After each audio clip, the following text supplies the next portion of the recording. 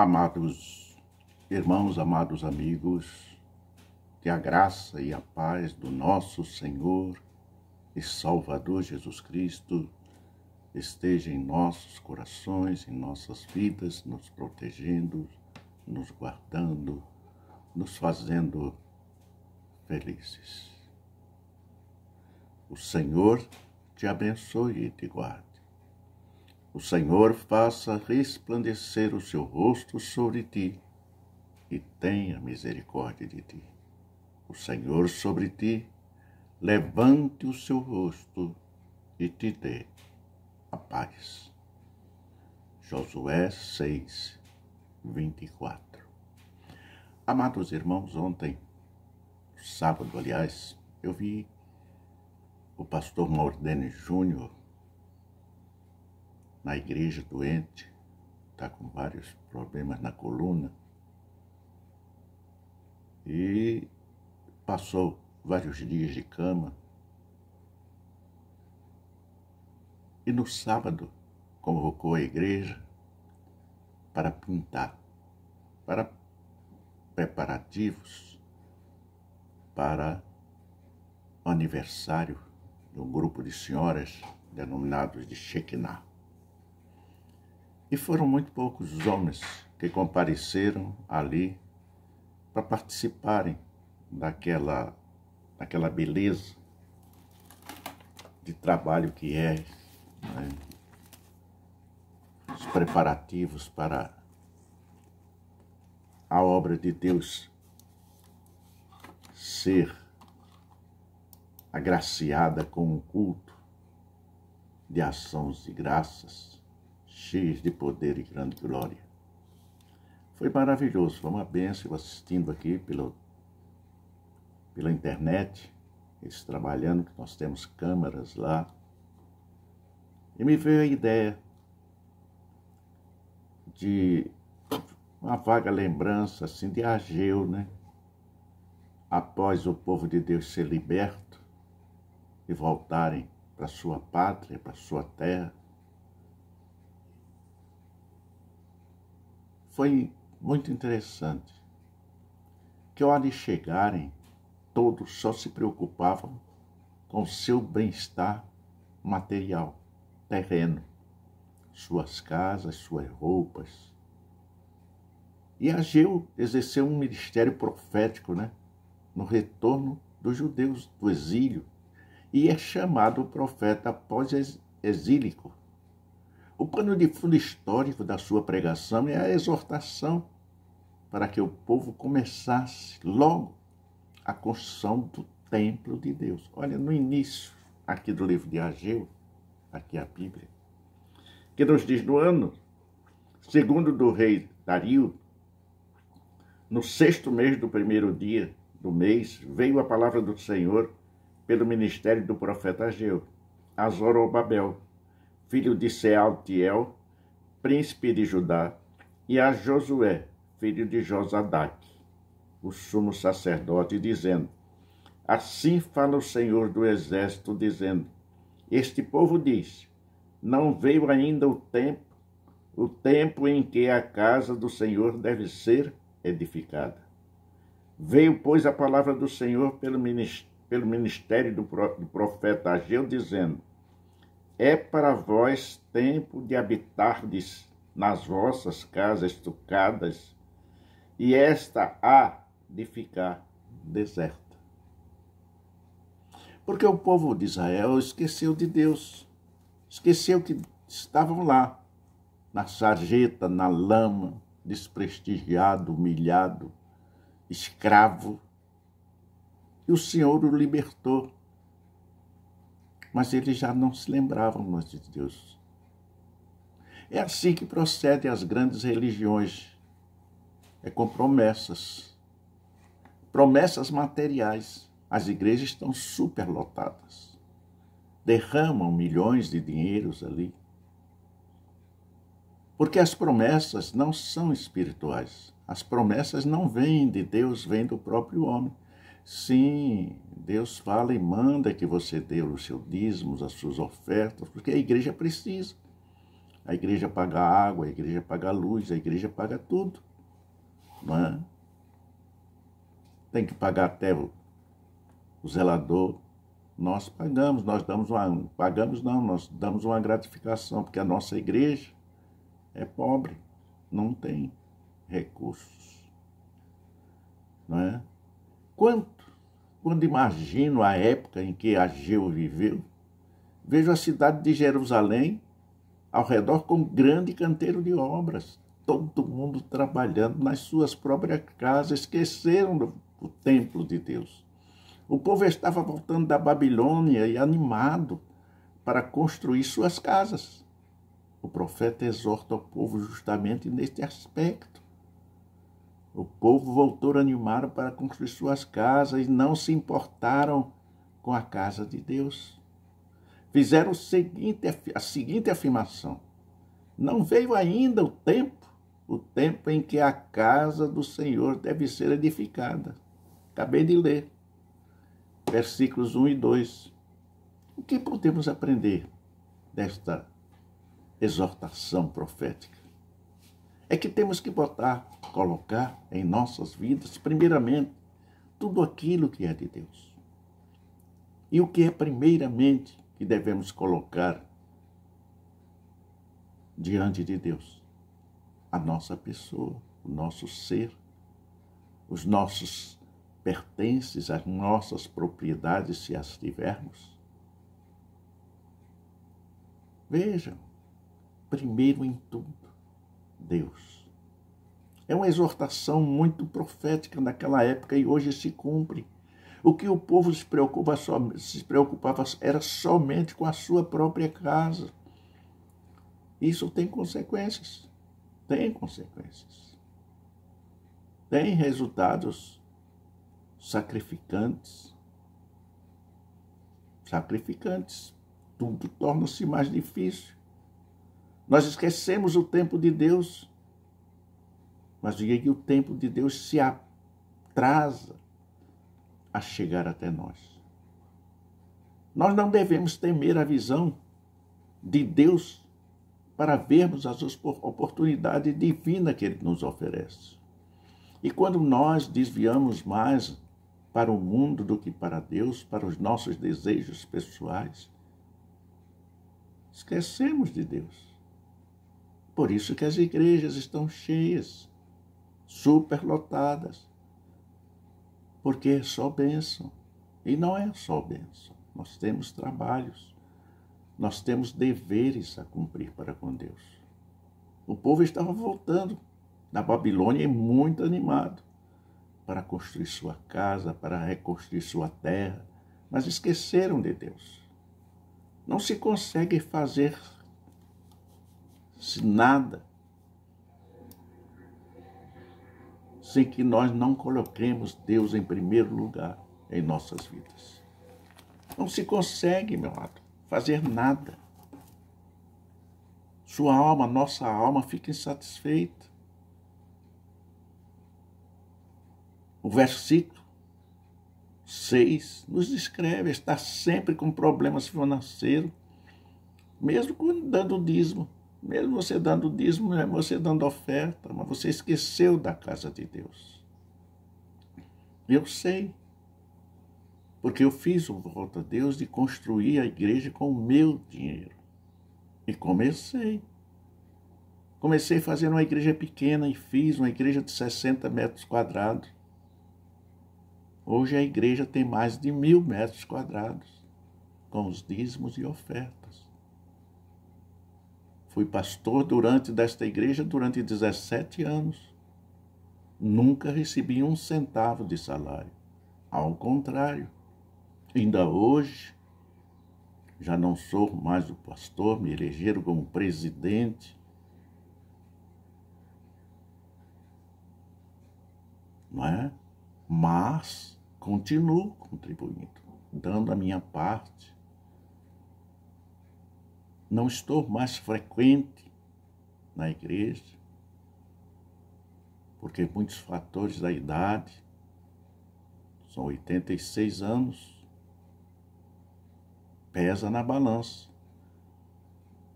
foi preciso despertar o espírito de Zorobabel, Salatiel e o exorte de todo o povo. Está no capítulo 1, versículo 14. Nunca se terá glória antes da lamentação do povo. Deus diz que a glória será maior.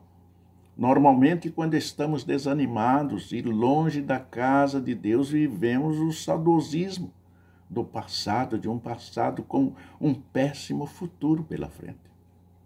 Deus está dizendo que você deve se modificar, você deve se transformar, você deve olhar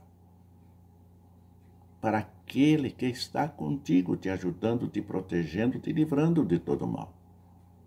Nunca haverá glória antes dessa transformação, desta modificação. E o Senhor dos Exércitos, que está à frente das nossas vidas.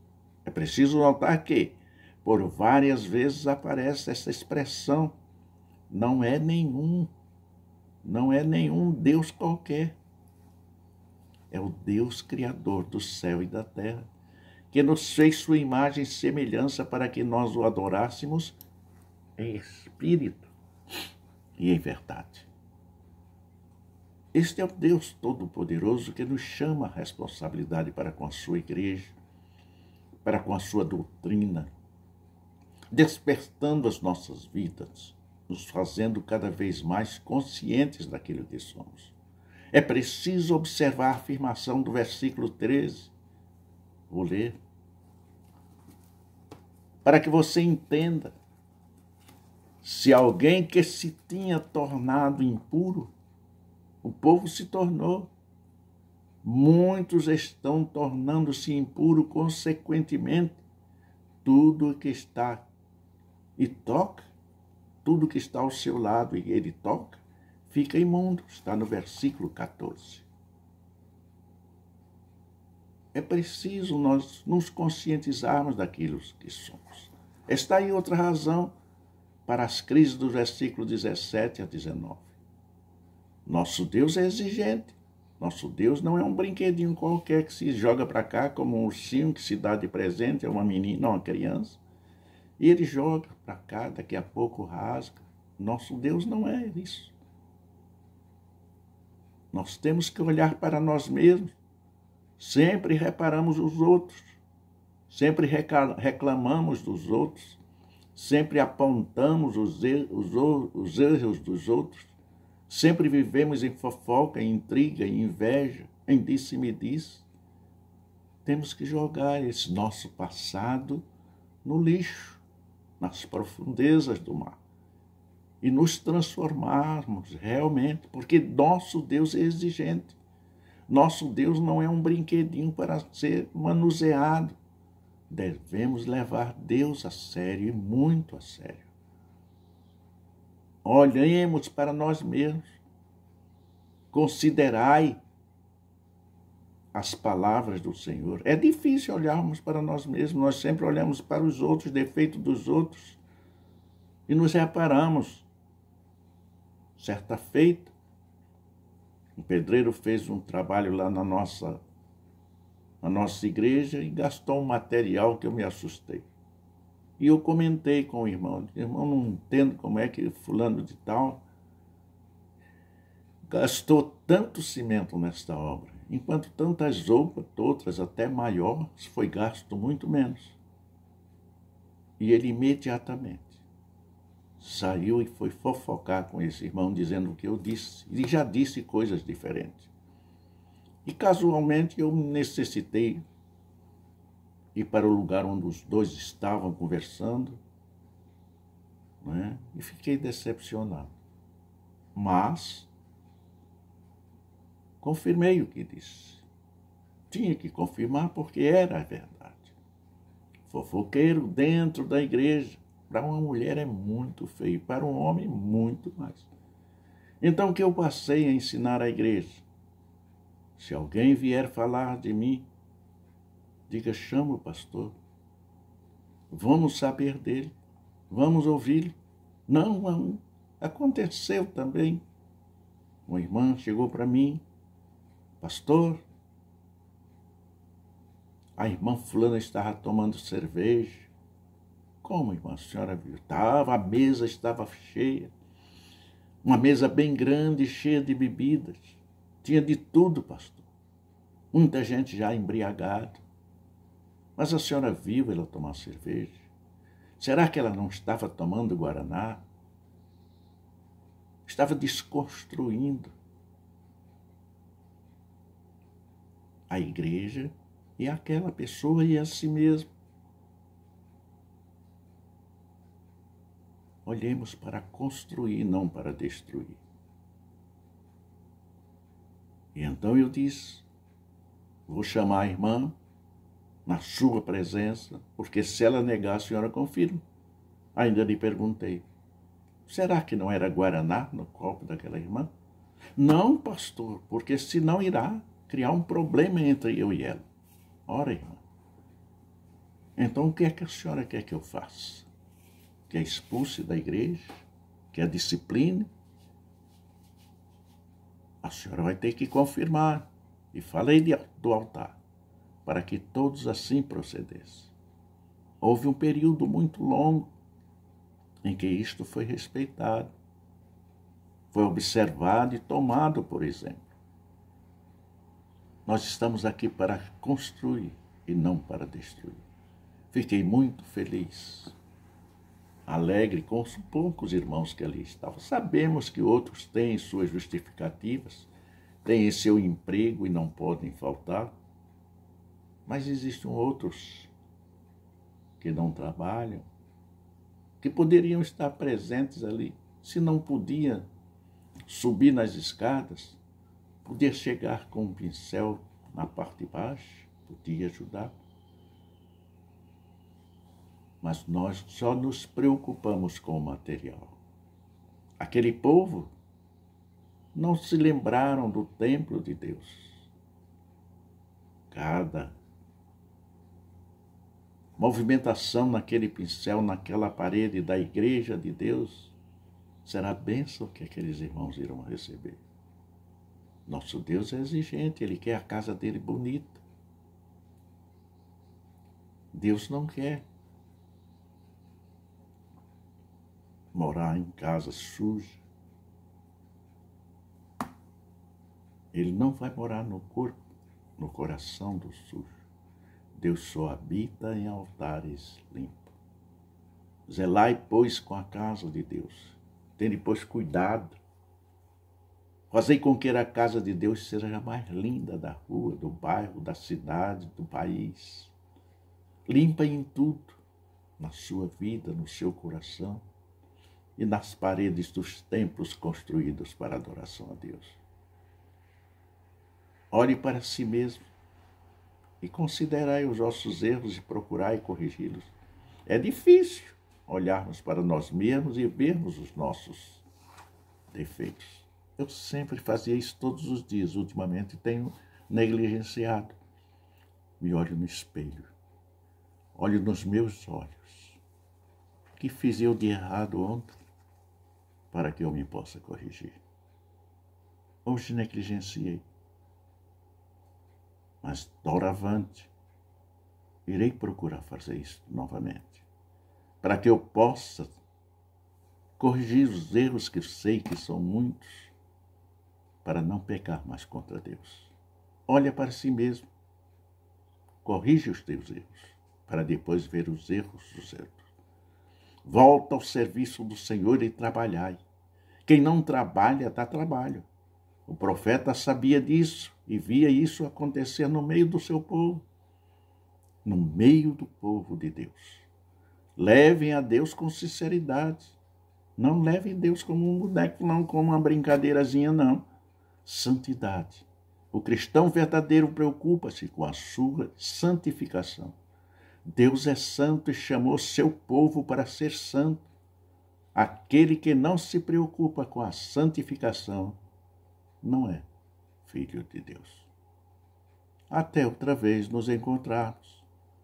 Que Deus vos abençoe abundantemente, já dizia um grande servo do Senhor,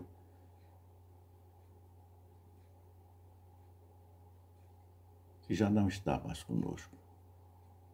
mas lembro-me muito dele. Suas mensagens eram lindas e maravilhosas e abençoadoras, esclarecedoras, iluminadoras para as nossas mentes, nossos corações e nossas vidas. Roberto McAllister, grande pregador da palavra de Deus. Então, até outra vez nos encontrarmos. Que Deus te abençoe abundantemente, em nome do Senhor Jesus. E os santos dizem, amém, em nome do Senhor Jesus. Amém.